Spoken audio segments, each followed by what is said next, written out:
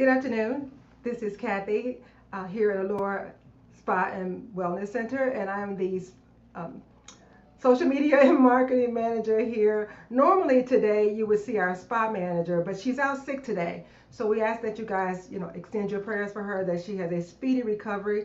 So I'm filling in for her today. Today on our text talk, we have Georgia who will be talking about microblading.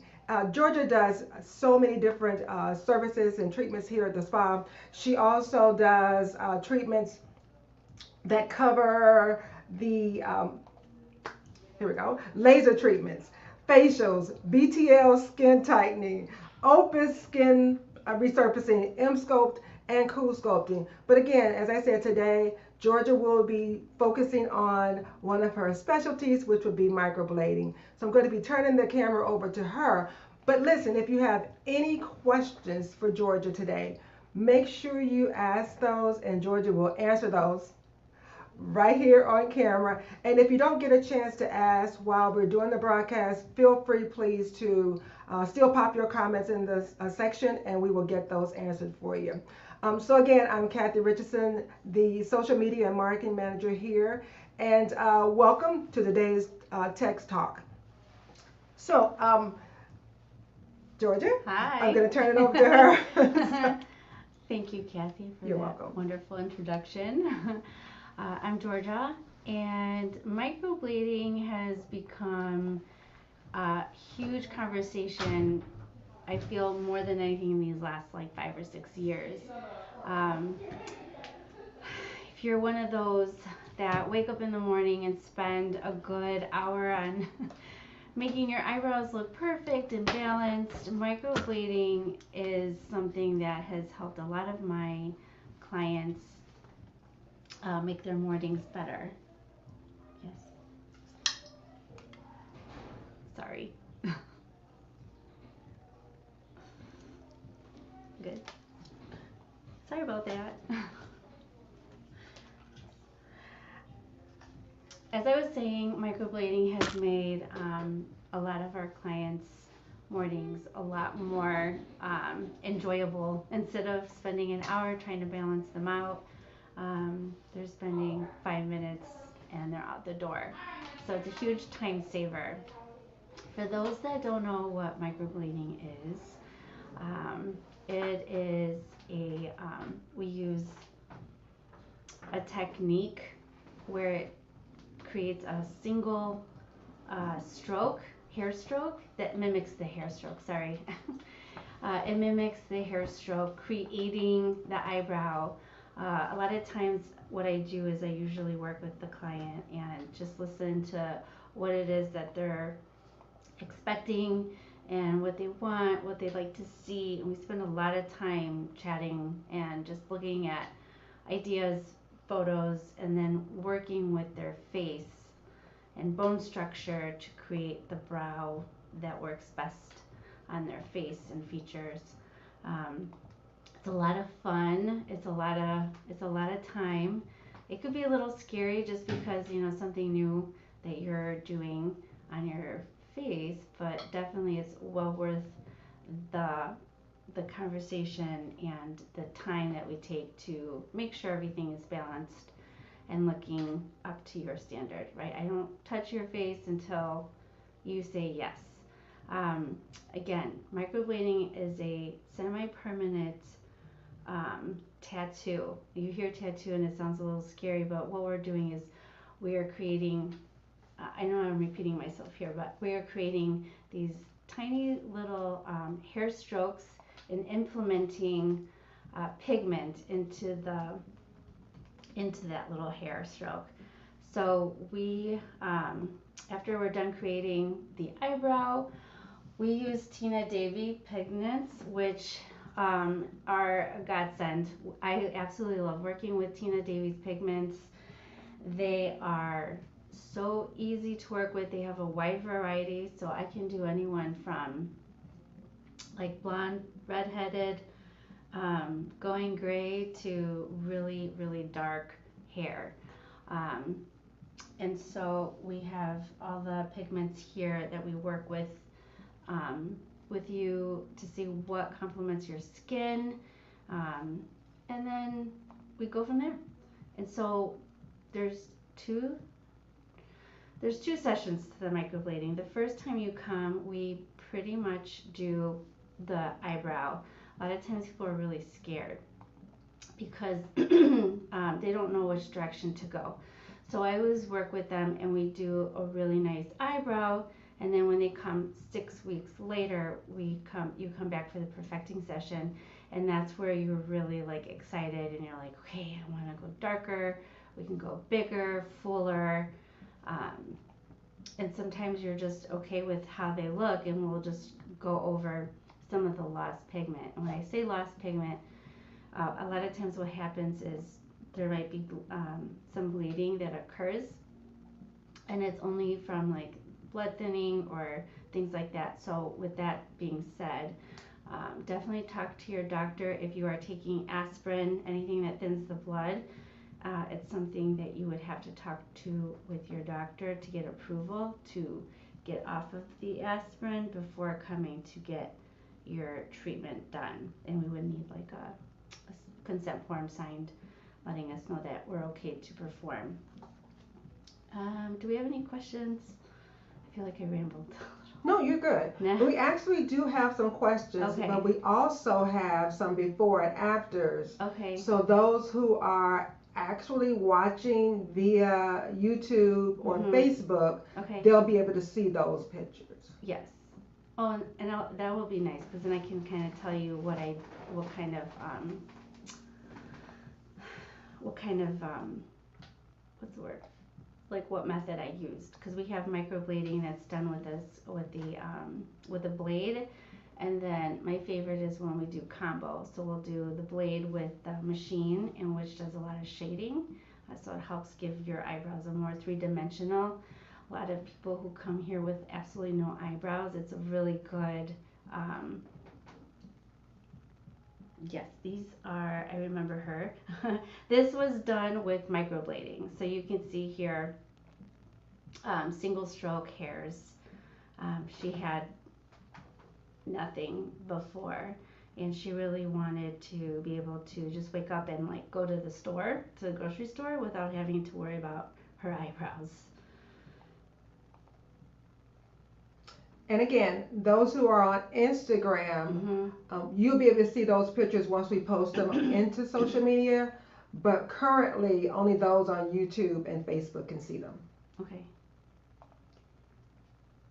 Okay, so this client, she is super active. She's a runner. She's outside. She's in the sun. She's part-time here in the Midwest, part-time Florida. So with her, it was quite a journey. So when she first came, she just wanted to have some eyebrows. So she go running on the beach and not have to worry about her eyebrows like, melting off of her face. So it was really fun creating an eyebrow with her. At the end, because she's more on the oilier side and, definitely heavy on the working out, she was losing a lot of the pigment, which happens, and it's totally normal for that to happen when someone is so active. So what we decided to do is create a fuller brow using the machine, and just went over her existing hair strokes, and then went in with my machine and used a shader needle to give her a more filled in like makeup look. So that's what she ended up going for. So she went through quite a transition. It was more hair strokes there, and then a makeup look. Okay, so this little friend, she's adorable, young, but she was about to head into college and just wanted to kind of shave off an hour off of her day, like before going to class. So she was telling me how she just wanted to create an eyebrow. She's a picker, so she had lost a lot of her eyebrows, and it's actually becoming more known now. The disease is called I can never say it, but I'll have to put it in the notes on the bottom. Right, Kathy? Can I do that? Yeah. And so a lot of people are stuffer. They like pull hair, or like pick hair out of their scalp, their eyebrows, their eyelashes. And this was something really nice for her to kind of get excited about having her eyebrows back. So that was her.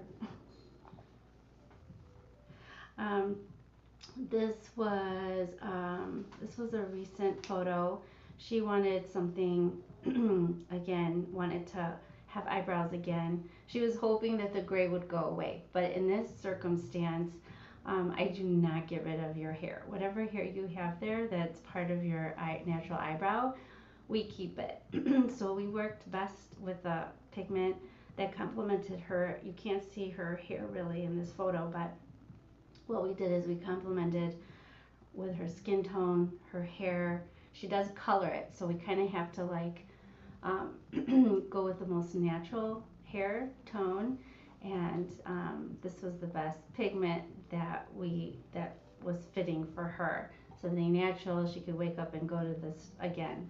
I feel I hear that a lot. I just want to get up and go to the grocery store, and not have to worry about putting on my eyebrows, or like walk my dog and not have to put on my eyebrows. So just a fun, easy thing to have. And a lot of times too, because people have a hard time creating an eyebrow or even balancing it, just having something to, if you're like contemplating whether you want a heavier eyebrow or a more natural, I always say like start with the natural, because you could always add to it.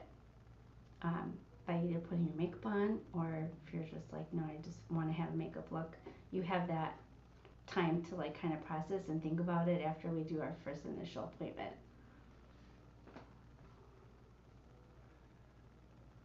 Thank you, Lanitta. I can't wait to see you.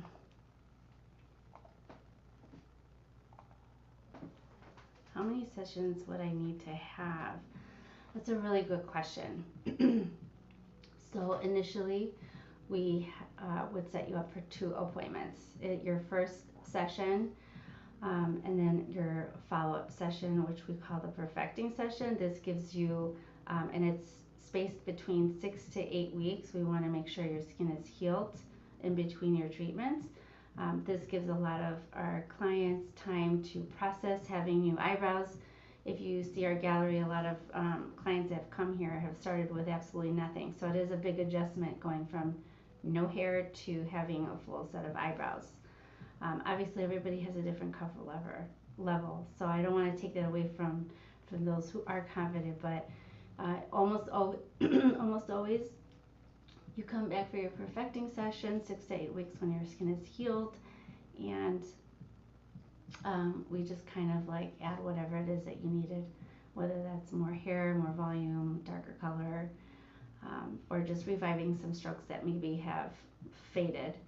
And then from there, it's up to you. If you're super active or oily, we suggest every 12 months just to kind of revive those hair strokes. And then if you're not oily and you're on the drier side, if you're using anti-aging products, really it just kind of ranges anywhere from 12 to 18 months. You can come for a color boost just to help brighten those hair strokes right up. How long does microblading last? So again, microblading is semi-permanent. So a lot of times the pigment does fade, and that's where those color boosts come in handy. Your hair strokes will be there. They'll just be a lot softer and lighter. So you'll want to color boost it every 12 to 18 months. Sometimes it's 24 months. It just really kind of depends on what kind of lifestyle, what kind of products you're using. Obviously, we have, we're a medical spa, so we do have a lot of clients on anti-aging products. So you have to be mindful and think about all those things. Okay, what should I do prior to and after my session? So really, leading, leading up to your appointment, um, I would say the best thing to do is just like do your research and like um, drink lots of water. And I feel like water is so beneficial in so many ways for different things. But drinking lots of water, limiting your caffeine, obviously avoiding anything that's going to thin your blood. So smoking, coffee. Obviously, we have a lot of coffee drinkers. I don't want to take that away from you, but maybe keep it to like a cup instead of like 3 or 4 or 5 before your appointment or coming in. And then you can gladly come with your makeup on. It's sometimes really nice when you come with your makeup on because then I can kind of see like what your style, like how you like doing your makeup. We can kind of talk off that.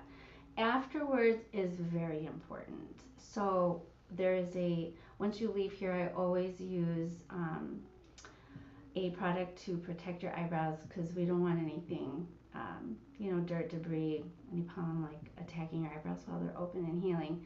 So for 10 days, you want to do a 10-day dry heal. We found that that's like the best healing for having longer lasting eyebrows. Really, this is just so you can protect your investment.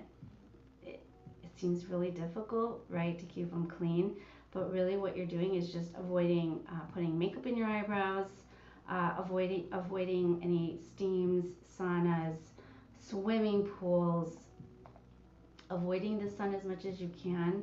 I know in the summer it gets a little rough, but you can always put a hat on and really just keeping them, free of dirt and debris. You can always use an oil-free cleanser once the 10 days are up to cleanse your skin gently. And even in the shower, try to avoid getting them wet. I always give people some Vaseline or Aquaphor just to kind of like apply over, so when they're showering, kind of rolls off the water from your eyebrows. But basically, you just want to avoid getting them wet or getting them dirty. We want no infections in those eyebrows. So, and there is a healing process too, right? So in that 10 days where your eyebrows are staying clean and makeup free and free of swimming and sun and all that good stuff, you want to make sure that you continue staying, what's the word I'm looking for? You want to continue being gentle with them. A lot of times we want to be like kind of abusive to our face and like wiping really hard with towels. Just be really careful, at least for 4 weeks. We want to just be gentle. Your eyebrows do disappear in the 10 days, and they revive themselves. Everyone's process is so different. I've heard so many different things. I've heard, oh no, they never went away. Oh, they went away and they came back. Some people scab, some people don't. I think it just really depends on how their sessions went. Obviously, the healthier you are the day of your appointment, the better your treatment will respond to what we do. I do aqua class. Will the chlorine affect the microblading? So I don't have my glasses on tonight. Hi. Sorry, I don't have my glasses on, so it's a little blurry. So tonight, aqua class, in that first 10 days, I would suggest maybe organizing your microblading sessions to be after the 10-day. Will it affect it? It probably will lighten it over time, just because you're, in the chlorine, you're swimming. But just in that like 10 days, you really want to avoid it in that 10-day period. But before and after that 10-day, I would just, you could do it after the 10 days. What should I do? Okay. How much time does the procedure take? Okay, so the procedure could take, how much time does the procedure take? It could take anywhere from 2 hours, 2.5, sometimes 3. I don't like it when it gets to 3 hours, neither does the client. But really, a lot of it is just talking, you know. If it's your consultation is on the same day, we're talking about, you know, like what you expect, how to take care of them. We talk about like pigment, what you want your eyebrow to look like, essentially. And so once we have that, the drawing is what takes the longest. And I really take my time here because I want to make sure they're balanced. We know eyebrows are sisters, and when we say that, our muscles and are just very different. Both your eyebrows are like different shapes, even. So, what we try to do is balance them the best that we can and shape them to your bone structure the best that we can. So they tend to look, you know, slightly different, but as close as possible, you know. But the numbing takes a good 45 minutes. So yeah, so that's where all that time goes to. Talking, numbing, and just shaping. Once the shaping is done, then the actual microblading, you're nice and numb, and maybe the sound can be a little, you can hear the sound because you hear little scratching noises, and I feel like that makes the client a little like, oh, what's happening? I'm like, okay, this is the actual microblading. You can't feel it, but you can hear it. So I hope that answers your question. What's the difference between microblading and microshading? The difference between microshading and microblading mimics the hair. We are literally like implementing tiny little hair strokes to create your eyebrow. So it's on the more natural. The micro shading is literally like filling in with, I use a machine, a tattoo machine, and we use a shading, actually the needle, we have different needle sizes, and it really just kind of depends. But my favorite is the Tina Davies 3 round shader, and what it does is it just kind of gives you a more filled in look. And usually what we do is like an ombre look. If you've seen where it goes dark in the tail, and as it goes in towards the front of the brow, it gets a lot lighter. Sometimes people like to combine the two together, which is kind of my favorite because it gives you that natural hair stroke with the three-dimensional type of look, and it gives you a bolder look too if you're looking for a bolder makeup look. Kind of like filling in a crayon, like taking a crayon and filling in the lines. If you can imagine. I don't think. Hope that answers your question. Really, that's the biggest thing. One is like hair stroke, and one is solid. So if you're like a filled in makeup look, that's it. Yeah. We have complimentary consultations here. Feel free to call here and make an appointment and come see me. I'm here Tuesday, Wednesdays, and Saturdays. And I can answer any other questions that you might have. Our phone number is 708-864-4988. And yeah, that's it. Hope to see you soon.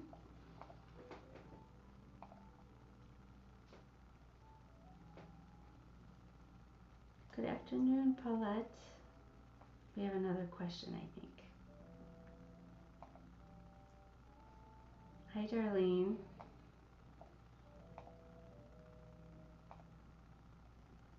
Hi, Donna.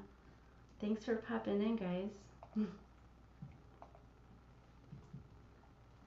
That's it. All right. Thank you, ladies and gentlemen, if you're out there watching. And oh, yeah, like we don't talk about this much, but men, a lot of times they like lose their shape.